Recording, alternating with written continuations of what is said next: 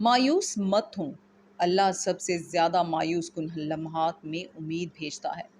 سب سے بھاری بارش تاریک ترین بادلوں سے ہی ہوتی ہے۔ سب کا وقت آتا ہے، بس وقت آنے میں وقت لگتا ہے۔ آج کی آیت کا ترجمہ شروع کرتے ہیں۔ پناہ مانگتی ہوں اللہ کی شیطان مردود سے۔ شروع اللہ کا نام لے کر جو بڑا مہربان نہایت رحم والا ہے۔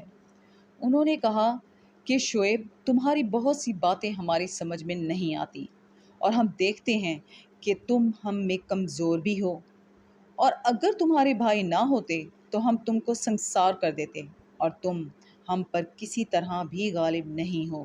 انہوں نے کہا کہ قوم، کیا میرے بھائی بندوں کا دباؤ تم پر اللہ سے زیادہ ہے، اور اس کو تم نے پیٹھ پیچھے ڈال رکھا ہے؟ میرا پروردگار تو تمہارے سب اعمال پر احاطہ کیے ہوئے ہے۔ اور برادران ملت، تم اپنی جگہ کام کیے جاؤ، میں اپنی جگہ کام کیے جاتا ہوں۔